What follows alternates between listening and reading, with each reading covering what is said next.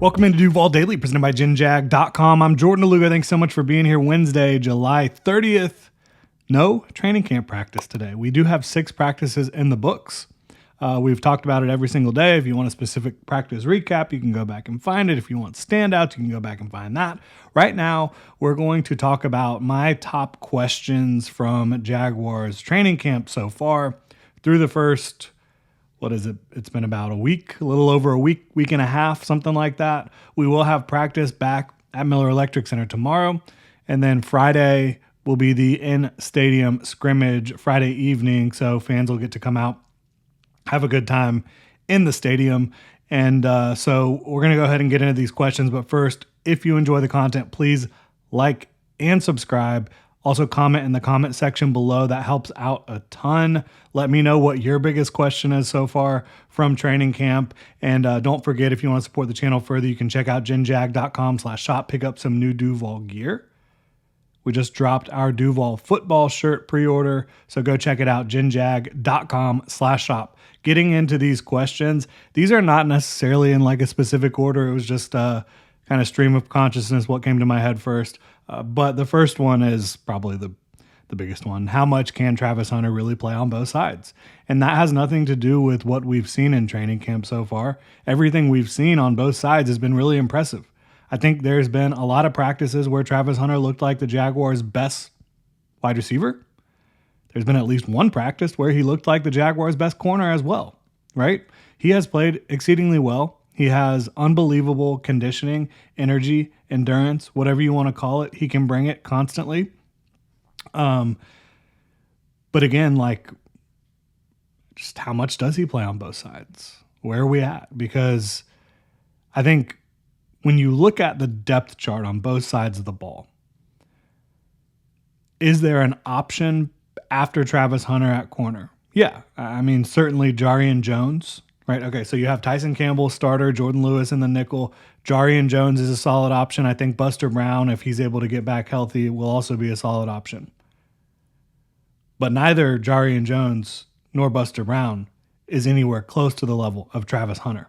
Point blank, period. Wide receiver wise, same thing. You have your, number one, Brian Thomas Jr. If Travis Hunter's not out there, do you have enough? Right? With De'Ami Brown, Brenton Strange, etc. I don't know. So, like, how much he can play on both sides is going to be critical for the Jaguars because he is one of their top players, in my opinion, already on both sides of the ball. I would have said that before entering training camp. Nothing in training camp has made me feel any differently. If anything, it's made me feel stronger about that. So, yeah. Who is starting at safety? Who makes the team at safety? I honestly have no clue. Obviously, okay, the one thing you can definitely say, Eric Murray, right? Eric Murray is a starting safety for the Jaguars. Beyond that, I mean, I've seen Darnell Savage with the ones. I've seen Antonio Johnson with the ones. I've seen Andrew Wingard with the ones. I mean, that's 3 different guys right there that have played with the ones. You have your rookies in Caleb Ransaw and Rayon Lane. You still have Daniel Thomas, who's an elite special teams player. So which one of those guys is in the starting lineup? I think Darnell Savage and Dewey Wingard both have a lot of experience starting. Darnell Savage even more. He could be the guy. He's made some plays in camp. Dewey could be the guy. I don't think they would go with Antonio Johnson, but he might have more upside than either guy. When he arrives at the ball, he can force some fumbles. He can do a lot with his length, although I don't really look at him as a deep safety. Which Andrew Wingard, size-wise, you would think he's more of a deep safety, but he's actually had better play closer to the line of scrimmage as well. Eric Murray's not really a free safety. He can be versatile. He can do it all, and you're going to probably have more two high shells than anything else, so like you might not necessarily need a true free safety. All these things are coming into play, though. And then, like, I've always thought Daniel Thomas is a quality backup safety, and he is a great special teamer. How does this room play out? You've got 1, 2, 3, 4, 5, 6, 7 guys in my mind with a legitimate chance to make this football team. How does that shape out? Does Rayon Lane get reverted to the practice squad in year one? Does Daniel Thomas not make the team? Can Caleb Ramsaw actually push for a starting job? Because to this point, it doesn't look like that's the case. And that actually kind of leads me into the next question. Is any rookie not named Travis Hunter going to make an early impact? Based on what I've seen so far at safety, it does not look like Caleb Ramsaw is pushing to start. However, it's still early. It is still early. You have not seen any preseason action. If he goes out there and plays well the rest of training camp, plays well in the preseason, maybe he does earn that job. And maybe the Jaguars really want to see it when it matters in preseason from a guy like Caleb Ramsaw, from a guy like Wyatt Milam, who doesn't look to be threatening at all at left guard right now. I mean, with McCary being out, you would think maybe Milam would get some run. It's been Chuma Edoga. So I don't know if either of those guys have a path to being an early impact player. Maybe they got to go earn it in the preseason. Jack Kaiser is not going to vault up the linebacker board early on. Jalen McLeod, maybe. Could he be that edge / off-ball linebacker, Sam type, who finds a role? Maybe. I don't think Rayon Lane is jumping into a starting lineup or anything close to it. Obviously, he could be a special teams impact. Bashal Tootin is injured right now. Not a long-term injury, but nonetheless. So there's just a lot of questions right now about the rookie class, and not like long-term questions. I think this was a good rookie class, but immediate impact questions for sure, outside of Travis Hunter, who might be able to make the biggest immediate impact of any rookie in the NFL in 2025. So it's definitely pretty fun to think about. I want to talk about Josh Cephas. Is Josh Cephas a lock to make this football team? Based on practice so far, yeah, he's been unbelievable. He really has. He has made plays down the field every single day. I talk about him a lot. He is 6'2"-ish, a little under 200 pounds. He's got length. I think he is explosive and slippery off the line, which helps him a lot. I don't think he has any wasted movements in his routes, which helps him a lot. I think he's good at the catch point, which again helps him. He's making plays every single practice, and you can't deny that. But right now, the path is to being wide receiver 5. Probably. I would probably put him at wide receiver 5. Now, you could say outside wide receiver 4. Parker Washington is probably just mostly an inside receiver, even though he did have some success outside last year. I don't know how you cut Joshua Cephas the way he's been playing. I really don't. I think if there's a situation where he has to get on the field because of injuries, he gives you your best option of guys not named Brian Thomas Jr., De'Ami Brown, Travis Hunter. Your best outside option. So that's where I'm at. Can he earn it on special teams during preseason? That's going to be big for him. Very big for him. I mentioned Bashal Tootin having the injury, hamstring. When will he be back? That's huge for him. That's huge for this team, I think, because I think he has a shot at being a returner. He has a shot at being involved in the run game and offense in general as a playmaking weapon. But while he's been out, Jaquindon Jackson has been balling out, and he is a completely different type of player than Bashal Tootin. Bashal Tootin, this smaller speed back. Jaquindon Jackson, 6'2", 230-plus pounds. Bruiser.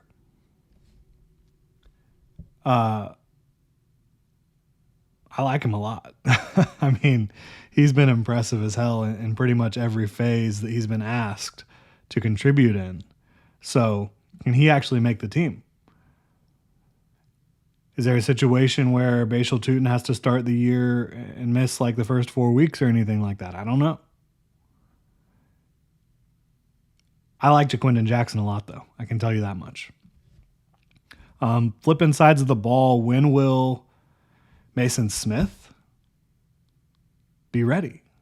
I mean, Eric Armstead, you're seeing here and there little bits and pieces of, during team, but not often. So those are your two guys that you're expecting to be the most impactful pass rushers from the interior. Obviously, Devon Hamilton is having a good camp.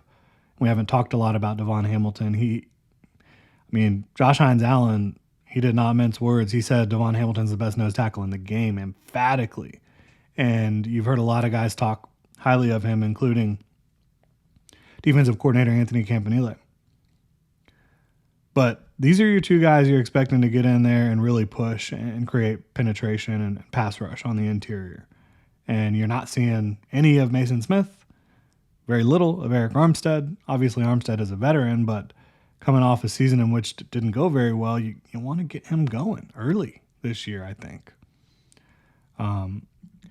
Flipping back to the other side of the ball, and we kind of touched on this already, is passing game target number 3 good enough? Obviously, I have the utmost confidence in Brian Thomas Jr. and Travis Hunter. I absolutely do. De'Ami Brown, I think, has had some up and down throughout training camp. Yesterday was his best practice by far. I mean, he was unbelievable yesterday. So there's definitely going to be at least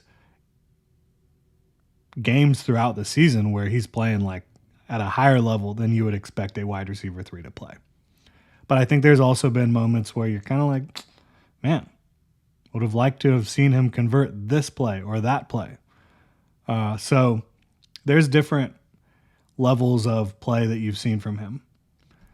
Brenton Strange, I feel pretty good about. Travis Etienne, I feel good about. Can the aggregate of Brenton Strange, De'Ami Brown, Travis Etienne, maybe LeQuint Allen, Bashal Tutin, even Tank Bigsby, all these guys, and Hunter Long, if he's able to get back healthy, hopefully he is.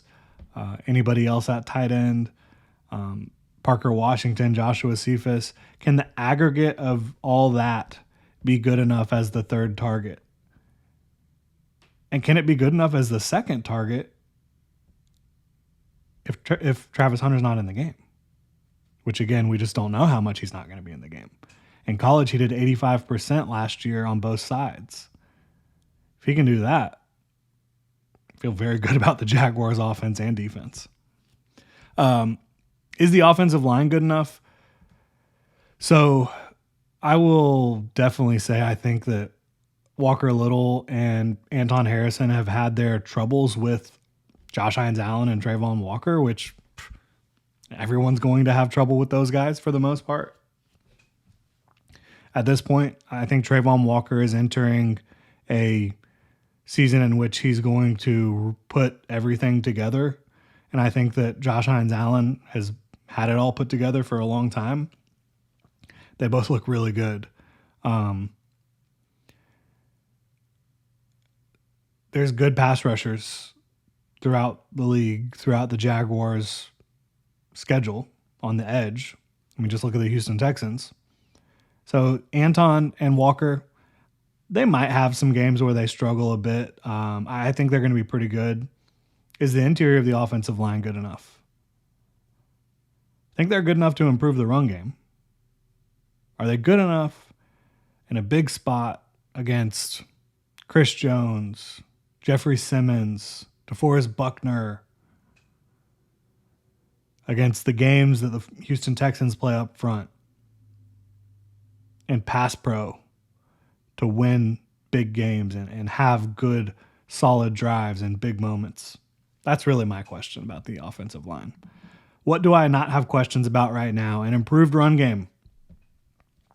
I had a strong feeling that it would be an improved run game based on what we've seen from Liam Cohen, based on the fact that I think that the offensive line is going to be coached better and has a little bit more strain this year, based on the fact that I think the running backs are talented, right? All that stuff. And the passing game should be better with Liam Cohen again. I do not have any questions so far about Trevor Lawrence and his top 2 receivers. I have very little questions about the Jaguars' run defense. You have 2 really good run defending off-ball linebackers. You have 2 really good run defending edge players. You have Devon Hamilton playing well. And I mean, even Jordan Jefferson's a pretty good run defender. And then obviously you want to get Mason Smith and Eric Armstead back and playing some decent run defense. I think their run defense is going to be solid, especially when you look at like the safety play, cornerbacks. Tyson Campbell's a great tackler and run defender at corner. So there's a lot to get excited about run defense wise. I think corner play is really strong with Travis Hunter on the field. And, Tyson, Jordan Lewis, Travis Hunter, Jarian Jones, Buster Brown. Again, Travis Hunter on the field, I feel really good about the corner play. And massively improved coaching on both sides of the ball. Obviously, Heath Farwell already doing a great job with their special teams, and that's another thing I don't have a question about is the special teams. But yeah, massively improved coaching on defense and offense. I strongly feel that way. So that's where we're at. Really appreciate y'all tuning in. If you enjoy the content, please like and subscribe. Don't forget you can check out ginjag.com/shop. Pick up our brand new pre-order for our Duval football t-shirt. Y'all have a good one.